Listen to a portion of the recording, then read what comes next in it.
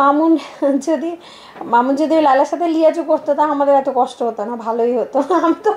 আমি তো বারবারই বলেছি যে আপোষ করে ফেলো তাহলে ঠিক আছে, কিন্তু আমার মক্কেল আমাকে যেটা বলেছে, এবং গত সংবাদ সম্মেলন যেটা হয়েছে মামুন সহ আমাদের, তখনও কিন্তু বারবার ও একটা কথা বলেছে যে আমি জেল জরিমানা আমার যাই হোক, আমি কিন্তু ওর সাথে আর এক হতে চাই না।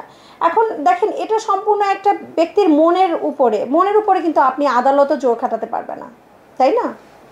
তবে মামলাটি যেহেতু চলমান, মামলা সম্পর্কে এটুকুই বলবো, আমরা একটা সুষ্ঠু তদন্ত রিপোর্ট আশা করছি। তদন্ত রিপোর্ট আসা পর্যন্ত সবাইকে অপেক্ষা করতে হবে আসলে কি হচ্ছে। লালা সাথে যদি মামুনের ফ্যামিলি থেকে জামিনের জন্য একটা সমঝোতা হতো, তাহলে তো লায়লা এতগুলো আইনজীবীদের নিয়ে এই মামলা জামিন বিরোধিতা করতে যেত না। আমার মনে হয় কথাটা সত্যতা নেই। সত্যি বলতে টিকটক থেকে আমি কখনো কোনো ক্লায়েন্টের নক আমি শুনিনি, কারণ আমি এত ব্যস্ততার মধ্যে থাকি। সত্যি কথা বলতে কি, আন্তরিকভাবে মানুষের জন্য কাজ করি, বুঝতে পেরেছেন তো? আন্তরিকভাবে যখন কাজ করি, স্বাভাবিকভাবে আমার মামলা মোকদ্দমা আল্লাহর রহমতে ভালোই আছে।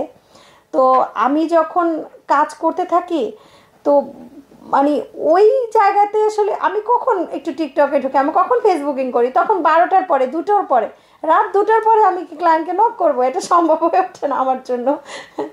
যদি কেউ আমার কাছে আসতে চায় তাহলে প্রপার ফোরামে আসতে হবে, আমার কোর্টে চেম্বারে আসতে হবে। আমি মূলত বাচিক শিল্পী, তো বাচিক শিল্পীদের কাজ কিন্তু সংবাদ পাঠ, তারপরে এগুলো আমি কিন্তু ভয়েস ওভারে কাজ করি, মানে পর্দার পেছনে, আপনারা ভালো মতোই জানেন। হ্যাঁ, দু একটা ভালো কিছু কাজ করেছি আমি, ওগুলো এখন বলছি না। তো ওগুলো একদমই শখ থেকে করি, কারণ ওগুলোকে প্রফেশনালি নেইনি আমি, কারণ সময় হয়ে ওঠে না আইনজীবী প্রফেশনটা, তারপর নিজের সংসার, বাচ্চাগুলো আমার ছোট, তো সব কিছুর পরে না খুব একটা সময় হয়ে ওঠে না কিভাবে ওগুলো করব। তবে ভালো না না নাটক সিনেমা, তবে আমি ল রিলেটেড যে প্রোগ্রামগুলো আছে আমি ওগুলো সঞ্চালনায় থাকি। আমাদের আইন অঙ্গনে অনেকগুলো হয়, ওগুলোতে আমি সঞ্চালনা করি, কথা বলি। তো আইন অনুষ্ঠান যদি কিছু হয়, ওই ধরনের প্রোগ্রাম আমার বিভিন্ন জায়গায় সেট করাই আছে, ওগুলোতে আপনারা আশা করি আমাকে দেখবেন। না না, সিনেমা হলে গিয়ে সিনেমা দেখার মেন্টালিটি আমাদের ছিল না, ধরনের ভাইরাল আমাকে আপনারা করছেন। এখন টেকনোলজি অনেক ডেভেলপ, সবচেয়ে বড় কথা হচ্ছে আগে যেরকম ছিল এখন কিন্তু টেকনোলজি সেই অবস্থানে নাই। এখন প্রত্যেকটা রিক্সাওয়ালার হাতেও যেমন মোবাইল আছে, এবং সেই টেকনোলজি এমন পর্যায়ে চলে গেছে যেখানে আপনি একটা বন্ধ সিন কোথায় আছে সেটাও বের করা সম্ভব।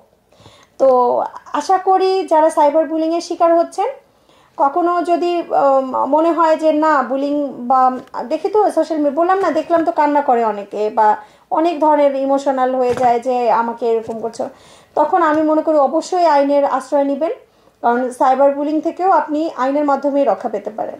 সত্যি বলতে শুধু পরিবার থেকে সাইবার বুলিংয়ের জন্য না, আমার বিয়ে হয়েছে অনার্স করি আমি তখন ফার্স্ট ইয়ার, তো বিয়ের প্রথম থেকে এই আমাকে অনার্স শেষ করানো, আমার মাস্টার্স করানো, আমাকে আইনজীবী হিসেবে বানানো, এই সব কিছুর পিছনে আমার হাজব্যান্ড, ওনার অনেক ভূমিকা আছে। এই ভূমিকা যদি আমি মানে অস্বীকার করি, এটা আমার পাপ হবে। তো এখন হচ্ছে বড় কথা হচ্ছে আমি গৃহিণী, এবং আল্লাহর রহমতে আমার খুব সুন্দর একটা সংসার আছে। আমি আপনাদের মাধ্যমে সবার কাছে দোয়া চাই, মানে মানে আল্লাহর ওয়াস্তে, একদম আল্লাহর ওয়াস্তে বলে না, মানে আপনারা কাউকে নিয়ে খারাপ কমেন্ট করার আগে, বাজেভাবে লেখার আগে নিজেরা একটু তলিয়ে দেখবেন যে আসলে বিষয়টা কি, একটু বোঝার চেষ্টা করবেন।